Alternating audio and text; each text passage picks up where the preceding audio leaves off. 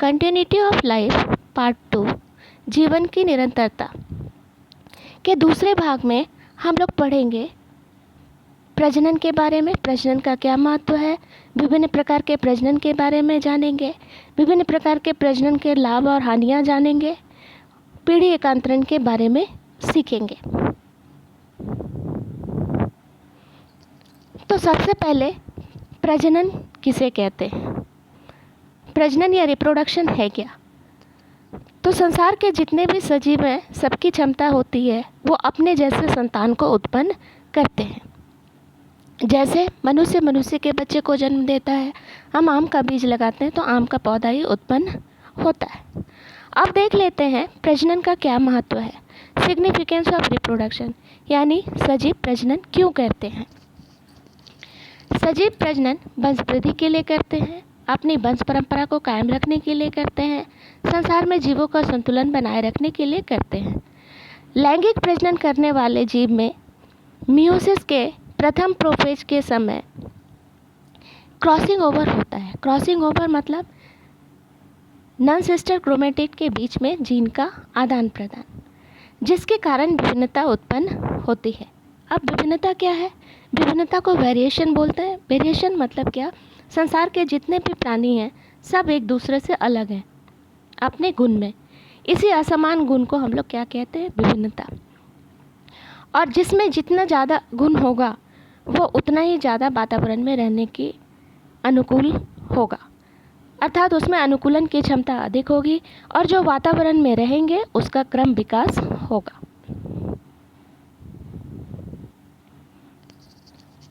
अब हम लोग विभिन्न प्रकार के प्रजनन को देख लेते हैं। बुक में मुख्य रूप से 2 प्रकार के प्रजनन के बारे में उल्लेख किया गया है, अलैंगिक प्रजनन या सेक्सुअल रिप्रोडक्शन, लैंगिक प्रजनन या सेक्सुअल रिप्रोडक्शन। वर्धी प्रजनन भी अलैंगिक प्रजनन के अंदर डाल दिया गया है और पार्थेनोजेनेसिस भी अलैंगिक प्रजनन के अंदर ही डाला गया है। किंतु हम समझने के लिए अपने स्लाइड में प्रजनन को 4 प्रकार का दिखाए हैं। पहला है वर्धी प्रजनन। वर्धी प्रजनन या वेजिटेटिव रिप्रोडक्शन। वर्धी प्रजनन किसे कहते हैं? तो कुछ पौधे हैं जिसमें फूल होता है, फल नहीं होता, बीज नहीं होता, और पौधे प्रजनन किसके द्वारा करते हैं? बीज के द्वारा। तो जिस पौधे में फल या बीज का निर्माण नहीं होता वो अपनी वंश वृद्धि वर्धी प्रजनन के द्वारा ही करते हैं। वर्धी प्रजनन में क्या होता है? इसमें पौधे के किसी भी भाग, जड़, तना, पत्ती, कलिका से नए पौधे का विकास होता है। वर्धी प्रजनन 2 प्रकार के होते हैं, प्राकृतिक या नेचुरल वेजिटेटिव रिप्रोडक्शन और दूसरा है कृत्रिम या आर्टिफिशियल वेजिटेटिव रिप्रोडक्शन। प्राकृतिक में क्या होगा? नेचुरल वेजिटेटिव रिप्रोडक्शन में इसमें पौधे का कोई भी भाग, जड़, तना, पत्ती, कलिका पौधे से स्वयं अलग हो जाती है और एक नए पौधे के रूप में विकसित होती है। प्राकृतिक वर्धी प्रजनन को इसलिए विभिन्न भागों में बांटा गया है, जड़ द्वारा, तना द्वारा, पत्ती द्वारा, बुलबिल द्वारा। अब देख लेते हैं कृत्रिम वर्धी प्रजनन या आर्टिफिशियल वेजिटेटिव रिप्रोडक्शन। किसे कहते हैं आर्टिफिशियल वेजिटेटिव रिप्रोडक्शन? जब पौधे का कोई भी भाग, जड़, तना, पत्ती, कलिका पौधे से स्वयं अलग नहीं होती है बल्कि मनुष्य के द्वारा अलग किया जाता है और एक नए पौधे के रूप में विकसित किया जाता है। तो कृत्रिम वर्धी प्रजनन भी विभिन्न तरीके से होता है। पहला है कलम, इसको कटिंग भी बोलते हैं। दूसरा है रोपन, ग्राफ्टिंग। तीसरा है गुटी, एयर लेयरिंग। चौथा है दावा कलम, अंडरग्राउंड लेयरिंग। 5वां है माइक्रो प्रोपगेशन, टिश्यू कल्चर। दूसरा तरह का प्रजनन अलैंगिक प्रजनन या सेक्सुअल रिप्रोडक्शन। किसे कहते हैं अलैंगिक प्रजनन? नर गैमेट मादा गैमेट बनता है किंतु उसका मिलन नहीं होता, ऐसे प्रजनन को अलैंगिक प्रजनन कहते हैं। अलैंगिक प्रजनन में शारीरिक कोशिका भाग लेती है, इसलिए इसे सोमैटोजेनेसिस भी कहते हैं। अलैंगिक प्रजनन पौधे में भी होता है, जंतु में भी होता है। पौधे में अलैंगिक प्रजनन विभिन्न तरीके से होता है, स्पोर के द्वारा, खंडन यानी फ्रेगमेंटेशन, कलिका या बड के निर्माण के द्वारा। जंतु में अलैंगिक प्रजनन विभिन्न तरीके से होता है, द्विखंडन या बाइनरी फिजन, बहुविखंडन या मल्टीपल फिजन, कलिका या बड के द्वारा और पुनर्जनन या रीजेनरेशन। अब थर्ड टाइप ऑफ रिप्रोडक्शन देख लेते हैं, लैंगिक प्रजनन या सेक्सुअल रिप्रोडक्शन। लैंगिक प्रजनन क्या है? तो जितना भी प्रजनन है, सबसे विकसित प्रजनन की विधि है लैंगिक प्रजनन। लैंगिक प्रजनन की इकाई क्या होती है? गैमेट। तो लैंगिक प्रजनन क्या है? जब नर गैमेट और मादा गैमेट आपस में मिलते हैं तो जाइगोट बनता है, और जाइगोट से भ्रूण, और उस भ्रूण से या तो पौधा विकसित होता है या जंतु विकसित होते हैं। इस प्रजनन को हम लोग क्या बोलते हैं? लैंगिक प्रजनन। लैंगिक प्रजनन उच्च वर्ग के जीवों में होता है। लैंगिक प्रजनन दो प्रकार के होते हैं, सिनगैमी और कंजुगेशन। सिनगैमी लैंगिक प्रजनन में क्या होता है? नर गैमेट और मादा गैमेट का अस्थायी मिलन होता है। सिनगैमी 3 तरीके से होता है, आइसोगैमी, एनाइसोगैमी और ओगैमी। और दूसरा लैंगिक प्रजनन है कंजुगेशन, जो स्पायरोगैरा शैवाल में दिखाई देता है। चौथा type of reproduction, parthenogenesis. Parthenogenesis निम्न वर्ग के जीव जैसे मधुमक्खी में, चींटी में, बर्रे में, उसमें क्या होता है? बिना निषेचित अंडाशय से ही एक नया जीव बन जाता है। इस प्रजनन को हम लोग पार्थेनोजेनेसिस कहते हैं।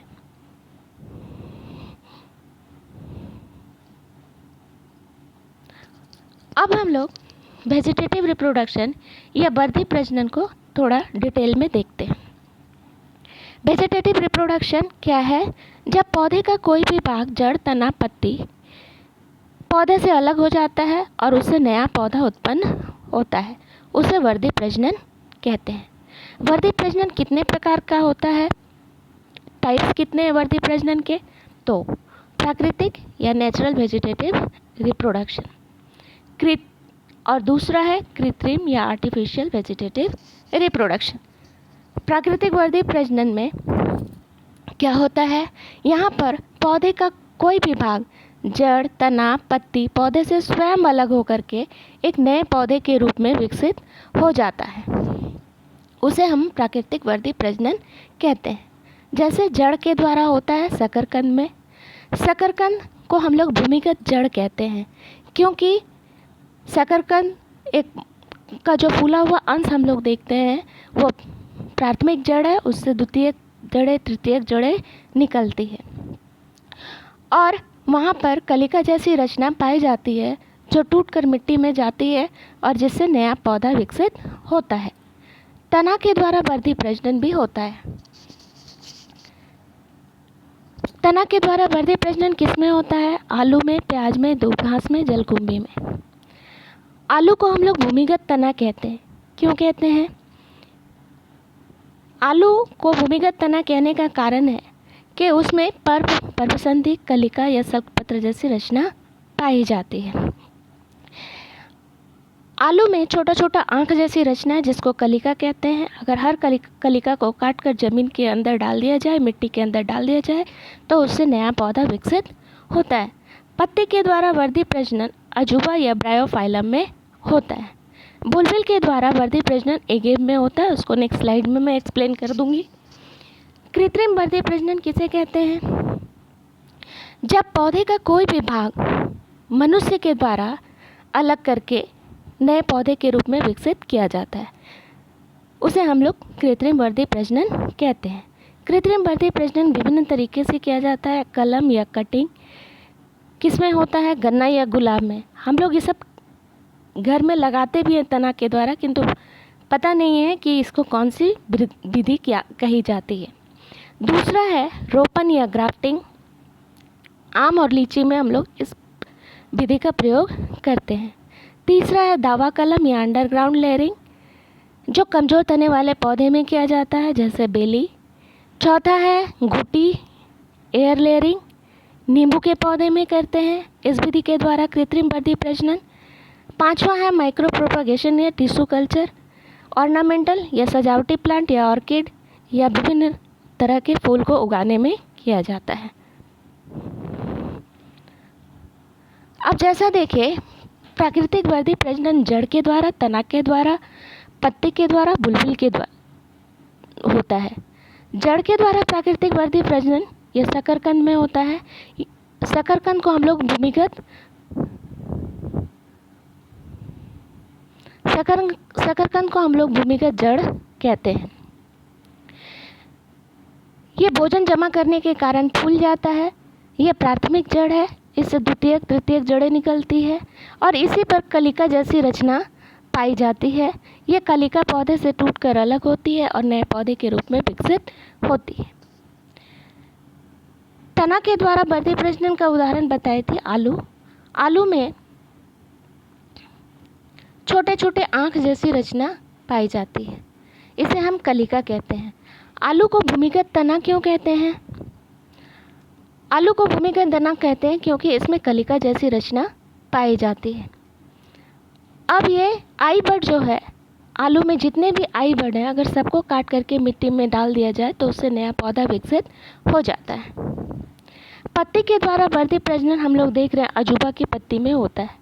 अजूबा की पत्ती का किनारा कटा कटा रहता है, वहाँ पर कलिका जैसी रचना पाई जाती है। हर कलिका से एक नया पौधा निकलता है। जब ये पत्ता टूटकर पुराना पत्ता पेड़ से अलग होता है तो बहुत सारे नए पौधे विकसित हो जाते हैं। चौथा प्राकृतिक वर्धी प्रजनन बुलबिल के द्वारा, ये एगेप का पौधा है। अब हम बार बार कलिका बोल रहे हैं, कलिका पाई जाती है कहाँ पर? तो तना और पत्ती के कक्ष में कलिका पाई जाती है या तना के शीर्ष पर कलिका पाई जाती है। शीर्ष पर जो कलिका होती है उसे शीर्षस्थ कलिका कहते हैं, कक्ष में जो कलिका होती है उसे कक्षस्थ कलिका कहते हैं। कलिका का कार्य क्या है? जब परिस्थिति अनुकूल होती है तो कलिका से शाखा बनती है या फूल बनता है। किंतु एगेप पौधा में क्या होता है? परिस्थिति जब प्रतिकूल हो जाती है तो कलिका शाखा और पत्ती का निर्माण न करके भोजन जमा करने का काम करती है और फूल कर गोल रचना में बदल जाती है। इस गोल रचना को हम लोग क्या कहते हैं? बुलबिल। जब परिस्थिति अनुकूल होती है तो बुलबिल से नया पौधा विकसित होता है। अब हम लोग देख लेते हैं कृत्रिम वर्धी प्रजनन का तरीका। कृत्रिम वर्धी प्रजनन में हम लोग क्या देखते हैं? पहला तरीका है कटिंग या कलम। कटिंग या कलम में क्या होता है? पौधे की किसी भी स्वस्थ शाखा को हम लोग काटेंगे। क्या देख के काटना है? तना में पर्व संधि और पर्व। पर्व संधि किसके कहते हैं? तो तना में जैसे ईख में देखिए थोड़े थोड़े दूर पर गांठ जैसी रचना होती है, उसी तरह से हर तने में गांठ जैसी रचना होती है, जिसे पर्व संधि कहते हैं। और दो पर्व संधि के बीच की जगह को हम लोग बोलते हैं पर्व। तो स्वस्थ शाखा को काटेंगे जिसमें पर्व संधि हो, पर्व हो, और जो भाग जमीन के अंदर डालेंगे उसको थोड़ा तिरछा काटेंगे ताकि जब मिट्टी में डालें तो पानी को अवशोषित अधिक मात्रा में कर सके। और कटे भाग को, जिस भाग को मिट्टी में डालना है वहाँ पर ऑक्सिन हार्मोन या साइटोकाइनिन हार्मोन का छिड़काव कर देंगे तो कटे भाग से जड़ें शीघ्र निकलती हैं।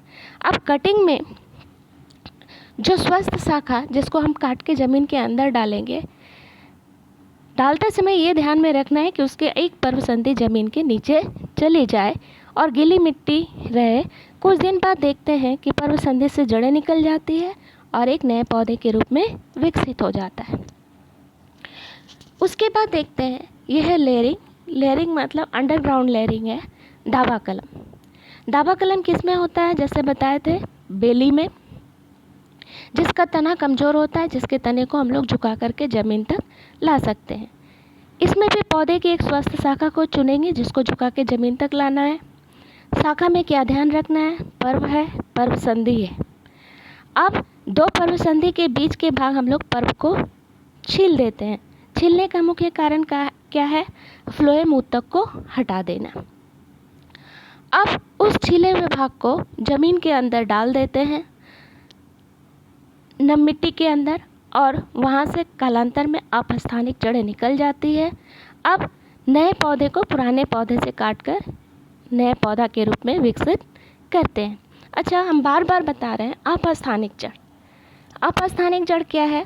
तो पहले देखो, जड़ 3 प्रकार के होते हैं: मूसला जड़, रेशेदार जड़ और अपस्थानिक जड़। पौधे में अंकुरन बीज के द्वारा होता है और पौधे में प्रजनन भी बीज के द्वारा होता है। तो बीज में भ्रूण है, भ्रूण में दो कक्ष होते हैं, एक ऊपर वाले को बोलते हैं प्रांकुर, नीचे वाले को बोलते हैं मूलांकुर। प्रांकुर से निकलता है तना और मूलांकुर से निकलता है जड़। तो जो जड़ मूलांकुर से निकलता है उसे मूसला जड़ कहते हैं। रेशेदार जड़ क्या है? तो तुम लोग प्याज के नीचे देखे हो रेशा के समान जड़। तो जो जड़ तना के नीचे से निकलता है और गुच्छे के रूप में निकलता है उसे रेशेदार जड़ कहते हैं। अपस्थानिक जड़ किसे कहते हैं? तो जो जड़ पौधे के किसी भी भाग से निकलता है। तुम लोग देखे होंगे बरगद के पेड़ से लटकती हुई जड़ें, ये शाखा से निकलती है, जमीन के अंदर प्रवेश करती है और पौधे को सहारा देती है। तो इस तरह से यहाँ पर अपस्थानिक जड़ें निकली और नए पौधे के रूप में विकसित हो गई। तीसरा है लेयरिंग, एयर लेयरिंग, जिसको हम लोग घुटी भी बोलते हैं। ये किस पौधे में किया जाता है? नींबू में, जिसका तना सख्त हो गया है, जिसकी शाखा को झुकाकर जमीन तक नहीं ला सकती। तो उसमें कृत्रिम वर्धी प्रजनन कैसे होगा? लेयरिंग के द्वारा या गुटी के द्वारा या एयर लेयरिंग के द्वारा। इसमें भी एक स्वस्थ शाखा को चुन लेंगे, उसको भी दो पर्व संधि के बीच के भाग पर्व को छील लेना है। छीलने का मुख्य मकसद फ्लोएम ऊतक को हटाना है। अब उस कटे भाग को चूंकि झुकाकर जमीन पर नहीं ला सकते हैं तो छीले हुए भाग पर गीली मिट्टी का लेप करते हैं। अब इस गीली मिट्टी को गीला बनाए रखने के लिए उसके ऊपर की एक शाखा में हंडी में पानी से भरा हुआ हंडी में एक छिद्रयुक्त हंडी लगा देते हैं, जिससे उस जगह पर पानी गिरती रहे और मिट्टी नम बनी रहे, और एक पतले कपड़े से उसको बांध देते हैं। तो कालांतर में उस भाग से भी अपस्थानिक जड़ें निकलती है, उसको पुराना पौधा से काटकर अलग करके नए पौधे के रूप में विकसित किया जाता है। अब देखते हैं ग्राफ्टिंग। ग्राफ्टिंग किस में होता है? आम, लीची, जामुन इत्यादि के पौधे में। ग्राफ्टिंग को हम लोग रोपण भी कहते हैं। इसमें दो जाति का पौधा होता है, एक अच्छी जाति का पौधा जिसको हम लोग सियोन कहते हैं, और दूसरा होता है घटिया जाति का पौधा जिसे स्टॉक कहते हैं। इसका मुख्य उद्देश्य क्या है? तो हम घटिया जाति के पौधे या स्टॉक में भी अच्छी जाति के पौधा का लक्षण उत्पन्न कर सकते हैं और उसमें अच्छी जाति का फल उत्पादन कर सकते हैं। तो इसमें स्टॉक की शाखा नीचे, उसके ऊपर सियोन की शाखा को लगाकर बांध देते हैं। कुछ दिन बाद सियोन अच्छी जाति का शाखा स्टॉक से जुड़ जाता है और उस पौधे में भी अच्छी जाति के फल का उत्पादन होता है। पांचवा वर्धी प्रजनन है टिश्यू कल्चर या माइक्रो प्रोपागेशन। अभी तक हम लोग देखे पौधे के विभिन्न भाग से नया पौधा बनता है, किंतु टिश्यू कल्चर में क्या होता है? पौधे की एक कोशिका से नया पौधा बन सकता है या पौधे के ऊतक से एक नया पौधा बन सकता है। यहाँ पर जो पिक्चर दिया गया है इसमें टेस्ट ट्यूब में टिश्यू कल्चर किया गया है। टेस्ट ट्यूब में क्या भरा हुआ है? पोषक पदार्थ। पोषक पदार्थ के साथ साथ इसमें साइटोकाइनिन और ऑक्सिन हार्मोन भी दिया जाता है, ये और उसके अंदर एक कोशिका को रख दिया जाता है। ऑक्सिन और साइटोकाइनिन हार्मोन के कारण कोशिका विभाजन की दर तेज हो जाती है और उसके बाद एक कोशिका से बहुत सारी कोशिका बन जाती है। यहाँ पे कॉपी ऑफ सेम सेल बनता है, एक ही कोशिका का कॉपी, तो उसको हम लोग बोलते हैं क्लोन। कुछ दिनों बाद उसमें अंग विभेदन की क्रिया शुरू होती है, जड़ का निर्माण, तने का निर्माण शुरू हो जाता है और नया पौधा विकसित होने लगता है। इसे कुछ दिन तक हम लोग नर्सरी में रखते हैं, इसकी देखभाल करते हैं, उसके बाद इसको फील्ड में ट्रांसफ़र किया जाता है।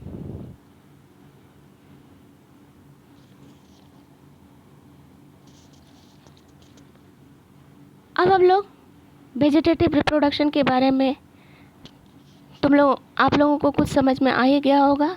अब हम लोग नेक्स्ट रिप्रोडक्शन देखते हैं, अलैंगिक प्रजनन या असेक्सुअल रिप्रोडक्शन। अलैंगिक प्रजनन क्या है? जब नर गैमेट और मादा गैमेट के बिना मिले नए जीव का निर्माण हो जाता है, उसे अलैंगिक प्रजनन कहते हैं।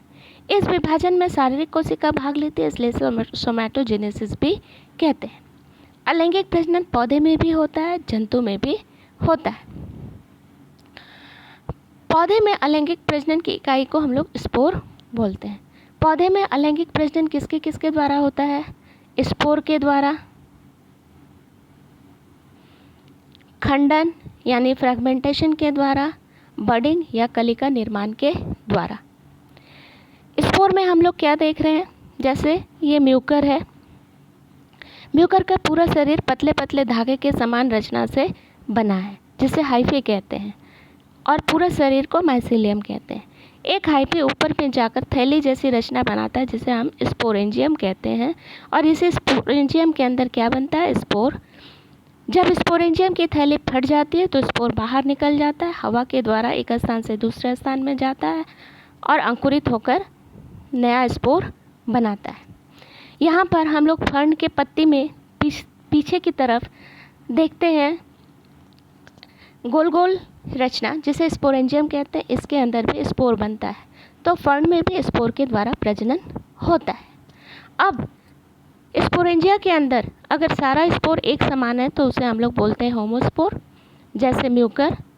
अगर स्पोरेंजिया के अंदर सारे स्पोर एक समान नहीं है, कोई छोटा है कोई बड़ा है, छोटा स्पोर को बोलते हैं माइक्रोस्पोर और बड़ा स्पोर को बोलते हैं मेगास्पोर।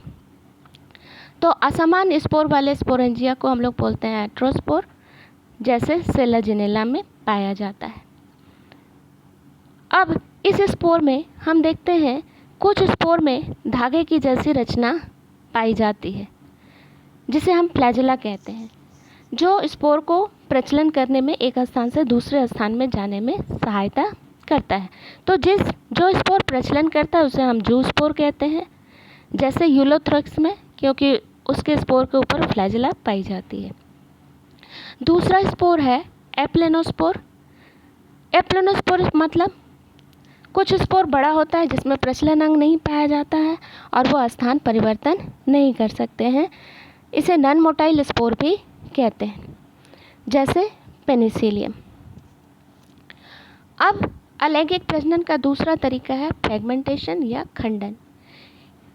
स्पाइरोगैरा शैवाल जो है पानी के अंदर रहता है, इसका शरीर एक एक कोशिका से मिलकर बनता है और सब कोशिका एक दूसरे से जुड़कर फिलामेंट या धागे के समान रचना बनाती है। जल के वेग के कारण इसका शरीर टुकड़े टुकड़े में बट जाता है और हर टुकड़े से एक नया स्पाइरोगैरा पौधा बनता है। तीसरा अलैंगिक प्रजनन कलिका या बड के द्वारा होता है। किस में होता है? ईस्ट में। ईस्ट क्या है? एक कवक है।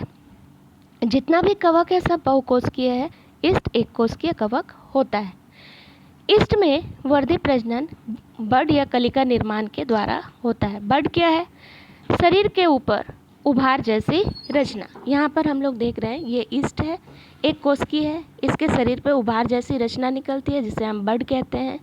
अब क्या होता है? ईस्ट का जो मातृ कोशिका का केंद्रक है वो दो भाग में बट जाता है। एक केंद्रक बड के अंदर चला जाता है और बड पोषण लेता है, पुरानी कोशिका से विकसित होता है और जब विकसित होने के बाद हवा के द्वारा टूटकर अलग हो जाता है और नए ईस्ट के रूप में विकसित होता है।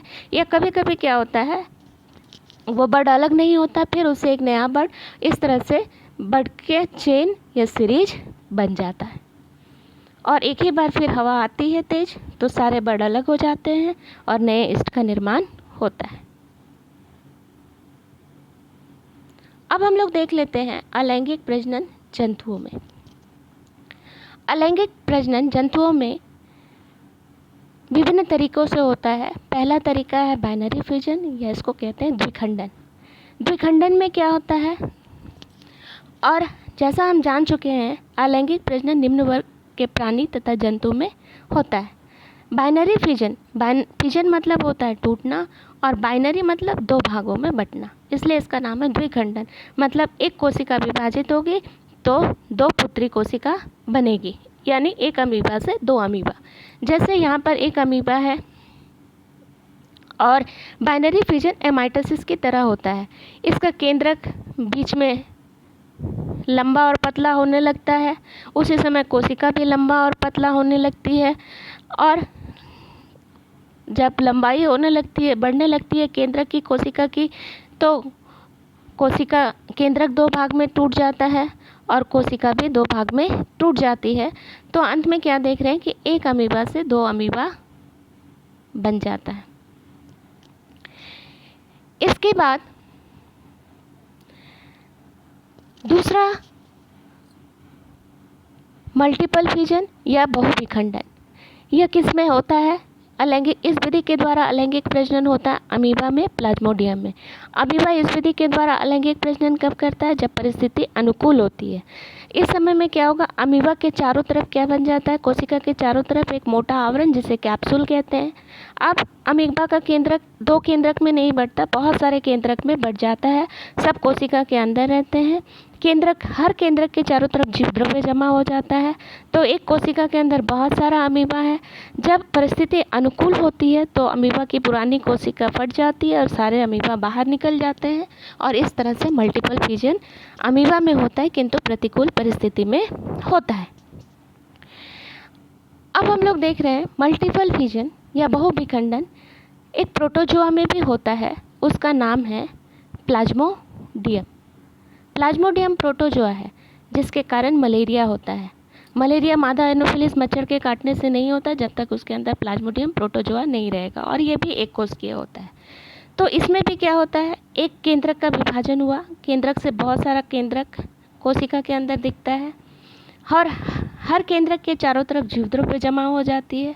तो एक प्लाज्मोडियम के अंदर बहुत सारा प्लाज्मोडियम बन जाता है, और अंत में पुराना प्लाज्मोडियम की कोशिका टूट जाती है, सारे प्लाज्मोडियम बाहर निकल जाते हैं। तो यहाँ पर बहुत सारे प्लाज्मोडियम एक साथ बन रहे हैं।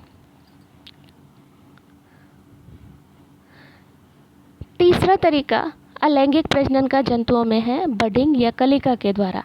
किस में होता है? हाइड्रा में।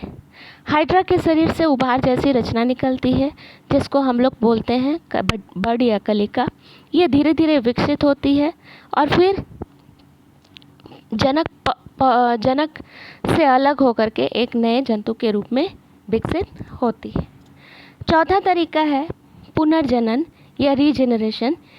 ये अलैंगिक प्रजनन फ्रेगमेंटेशन जो पौधे में होता है उसी की तरह होता है। पुनर्जनन जंतु में किस में दिखाई देता है? हाइड्रा में, प्लेनेरिया में।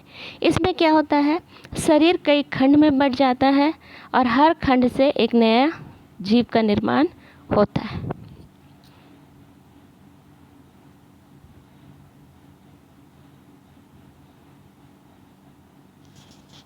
अब आते हैं लैंगिक प्रजनन, सेक्सुअल रिप्रोडक्शन।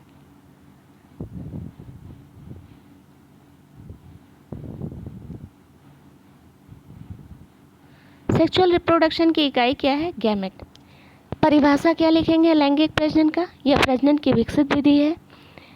इस प्रजनन में नर गैमेट और मादा गैमेट का फ्यूजन होता है जिससे या मिलन होता है जिससे जाइगोट बनता है। जाइगोट से भ्रूण और भ्रूण से नए जीव का विकास होता है। नर गैमेट स्पर्म, मादा गैमेट एग, दोनों का मिलन होता है, जाइगोट बनता है जिसमें क्रोमोसोम की संख्या द्विगुणित होती है। जाइगोट एक कोशिकीय होता है। लैंगिक प्रजनन डिटेल में पढ़ने से पहले हम लोग थोड़ा सा अपना कॉन्सेप्ट और क्लियर कर लें। द्विलिंगी या बाइसेक्सुअल किसे कहते हैं? तो वह सजीव जिसमें नर जननांग और मादा जननांग एक ही जीव के अंदर होता है उसे हम लोग द्विलिंगी जीव कहते हैं। पौधा भी द्विलिंगी होता है, जैसे फूल, इसमें नर जननांग पुमंग और मादा जननांग एक ही फूल के अंदर है, इसे हम लोग द्विलिंगी फूल कहेंगे या द्विलिंगी पौधा कहेंगे, क्योंकि फूल ही पौधे का प्रजनन अंग है। तो पौधा में उदाहरण हम लोग दे सकते हैं जवा, धतूरा, मटर इत्यादि। जंतु में द्विलिंगी है केचुआ। केचुआ के शरीर के कुछ खंड में नर जननांग पाया जाता है और कुछ खंड में मादा जननांग। अब हम लोग देख लेते हैं एकलिंगी या यूनिसेक्सुअल। जब सजीव में नर जननांग और मादा जननांग अलग अलग जीव में पाए जाते हैं, जैसे पौधा में कुम्हड़ा का पौधा तुम लोग ध्यान से देखे होगे। कुम्हड़ा में नर फूल अलग होता है, मादा फूल अलग होता है। नर फूल में बाह्यदलपुंज, दलपुंज और पुंबंग पाए जाते हैं। मादा फूल में बाह्यदलपुंज, दलपुंज और जायांग पाए जाते हैं। जंतु में जितने भी उच्च वर्ग के प्राणी हैं सभी एकलिंगी हैं। इसमें नर और मादा अलग अलग मॉर्फोलॉजिकली भी अलग होता है, सब में जनन अंग भी अलग होता है। इसके बाद हम लोग समझ लें फर्टिलाइजेशन या निषेचन किसे कहते हैं। तो लैंगिक प्रजनन की इकाई गैमेट है। नर के शरीर में नर गैमेट या नर जीव के अंदर नर गैमेट, नर जनन अंग में नर गैमेट, मादा जनन अंग में मादा गैमेट बनता है। तो नर गैमेट को मादा गैमेट से मिलने की क्रिया को ही हम लोग निषेचन कहते हैं। और निषेचन के बाद क्या बनता है? जाइगोट। जब भी गैमेट का मिलन होगा तो बनेगा जाइगोट। फर्टिलाइजेशन या निषेचन कितने प्रकार का होता है? 2 प्रकार का, वाई निषेचन और आंतरिक निषेचन। वाई निषेचन यानी एक्सटर्नल फर्टिलाइजेशन, जब नर गैमेट और मादा गैमेट का मिलन शरीर के बाहर होता है। जैसे मेढक में बरसात के समय में मादा मेढक पानी में जाकर अंडा दे देती है और नर मेढक उस पर जाकर शुक्राणु छिड़क देता है। तो यहाँ पर अंडा मादा गैमेट, शुक्राणु नर गैमेट का मिलन कहाँ हो रहा है? शरीर के बाहर यानी जल में। आंतरिक निषेचन किसे कहते हैं? तो जब नर गैमेट और मादा गैमेट का मिलन शरीर के अंदर होता है, इसे इंटरनल फर्टिलाइजेशन भी कहते हैं। उच्च वर्ग के प्राणी में होता है, जैसे मनुष्य। आंतरिक निषेचन बाह्य निषेचन से ज़्यादा विकसित है, क्योंकि इसमें नए जीव के नष्ट होने का खतरा कम रहता है और वह पूर्ण रूप से विकसित होकर माँ के शरीर से बाहर निकलता है। अब हम लोग देख लेते हैं लैंगिक प्रजनन कितने प्रकार के होते हैं। टाइप्स ऑफ सेक्सुअल रिप्रोडक्शन हम लोग थोड़ा पहले भी डिस्कस किए थे। लैंगिक प्रजनन 2 तरह का होता है, सिनगेमी और कंजुगेशन। सिनगेमी लैंगिक प्रजनन क्या है? वह लैंगिक प्रजनन जिसमें नर गैमेट और मादा गैमेट का अस्थायी मिलन होता है। कंजुगेशन क्या है?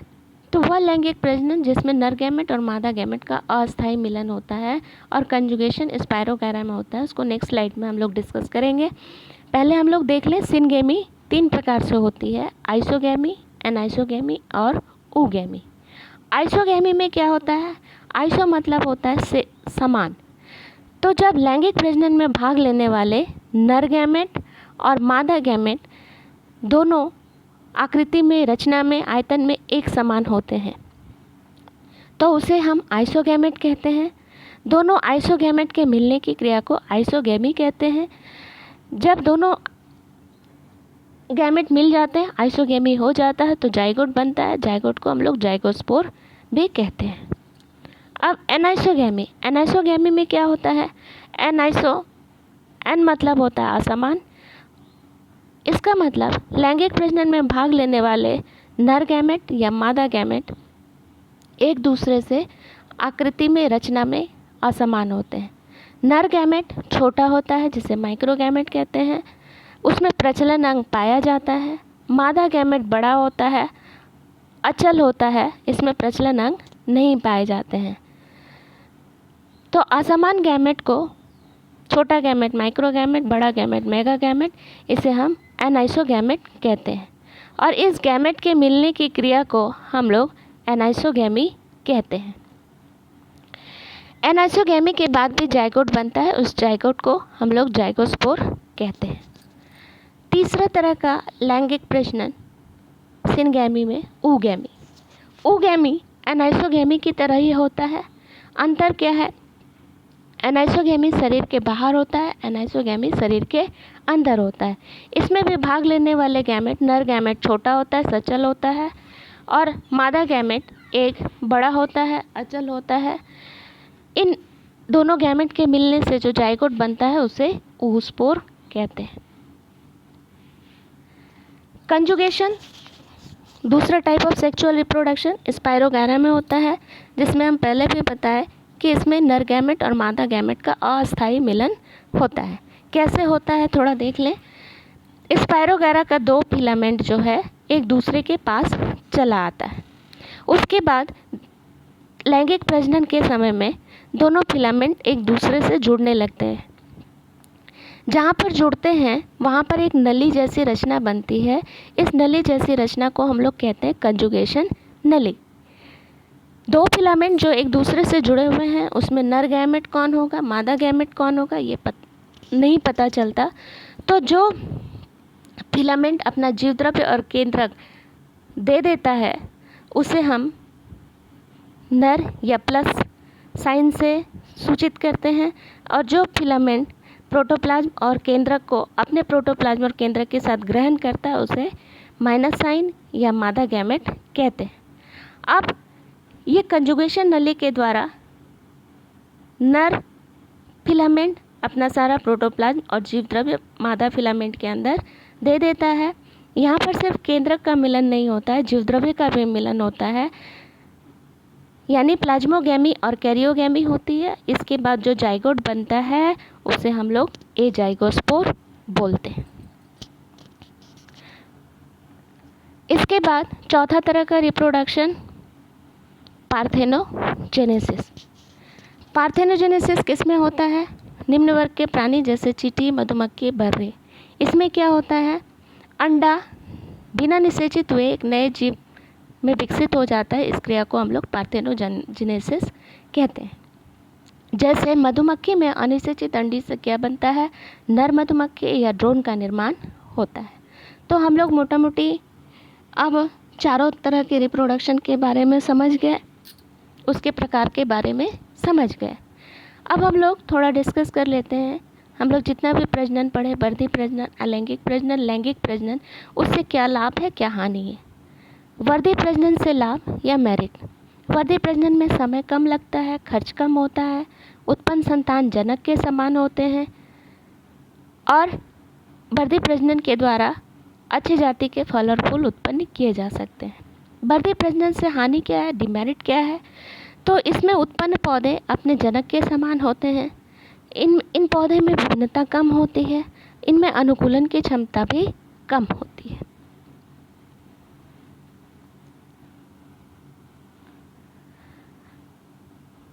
अब अलैंगिक प्रजनन, असेक्सुअल रिप्रोडक्शन, उससे क्या लाभ क्या हानि है, लाभ या मेरिट। लैंगिक प्रजनन में एक ही जनक भाग लेते हैं, इसलिए संतान किसके समान होता है, अपने जनक के समान, और इस प्रजनन में एक साथ अनेक संतान उत्पन्न होते हैं। हानि क्या है, जो संतान एक ही जनक से उत्पन्न होता है इसलिए इसमें विभिन्नता कम होती है। विभिन्नता कम होगी, नए गुण कम होंगे तो उसमें अनुकूलन की क्षमता कम होगी और उसका अस्तित्व कभी भी नष्ट हो सकता है। लैंगिक प्रजनन या सेक्सुअल रिप्रोडक्शन से लाभ या हानि। लाभ मेरिट क्या है, तो लैंगिक प्रजनन सभी प्रजनन से विकसित है। इसमें दो जनक भाग लेते हैं। दो जनक भाग लेने के कारण उत्पन्न संतान में विभिन्नता या नए नए गुण उत्पन्न होते हैं। उत्पन्न संतान ज़्यादा स्वस्थ होते हैं, उसमें रोग प्रतिरोधक क्षमता भी अधिक होती है, अनुकूलन की क्षमता भी अधिक होती है और जिससे वो क्रम विकास भी कर सकते हैं। हानि क्या है, तो इसमें एक जनक को हमेशा दूसरे जनक पर निर्भर रहना पड़ता है और कभी कभी संतान उत्पत्ति की संभावना भी कम रहती है। अब देख लें लैंगिक प्रजनन और अलैंगिक प्रजनन में क्या अंतर है। लैंगिक प्रजनन में दो जनक भाग लेते हैं, अलैंगिक प्रजनन में एक जनक भाग लेते हैं। लैंगिक प्रजनन प्रजनन की सबसे जटिल विधि है, अलैंगिक प्रजनन प्रजनन की सरल विधि है। लैंगिक प्रजनन में नर गैमेट और मादा गैमेट का मिलन होता है जिससे जाइगोट बनते हैं, जाइगोट से भ्रूण बनता है, भ्रूण से नए जीव का निर्माण होता है। अलैंगिक प्रजनन स्पोर, कलिका, विखंडन, पुनर्जनन विधि के द्वारा होता है। लैंगिक प्रजनन में माइटोसिस, मियोसिस, विभाजन दोनों की आवश्यकता पड़ती है। इसमें सिर्फ माइटोसिस विभाजन की आवश्यकता पड़ती है। माइटोसिस की, मियोसिस विभाजन की कब आवश्यकता पड़ती है? लैंगिक प्रजनन में गैमेट निर्माण के समय में मियोसिस होता है तथा वृद्धि के समय में माइटोसिस विभाजन होता है। लैंगिक प्रजनन में उत्पन्न संतान में विभिन्नता अधिक रहती है, अनुकूलन की क्षमता भी अधिक होती है। अलैंगिक प्रजनन से उत्पन्न संतान में विभिन्नता नहीं होती, अनुकूलन की क्षमता भी कम होती है। अब स्लाइड के अंत में हम लोग थोड़ा डिस्कस कर लेते हैं पीढ़ी एकांतरण या alternation of generation. Alternation of generation क्या है? तो कोई भी सजीव है उसका जीवन चक्र चलता है और जीवन चक्र 2 अवस्थाओं में चलता है। पहली अवस्था को हम लोग गैमेटोफाइट, हैप्लॉइड या एकगुणित अवस्था कहते हैं। दूसरी अवस्था को स्पोरोफाइट, द्विगुणित या डिप्लॉइड अवस्था कहते हैं। और ये दोनों अवस्था गैमेटोफाइट या स्पोरोफाइट सजीव के जीवन चक्र में, जीवन काल में चक्र के रूप में चलती है, इसलिए इसे पीढ़ी एकांतरण या ऑल्टरनेशन ऑफ जनरेशन कहते हैं। पाठ में तुमको फर्न का पौधे के बारे में पीढ़ी एकांतरण समझाना है। अगर कोई भी जीव स्पोरोफाइट है तो उसके जीवन चक्र में कोई ना कोई अवस्था ज़रूर आती है जब वो गैमेटोफाइटिक होती है, फिर वो स्पोरोफाइट हो जाता है।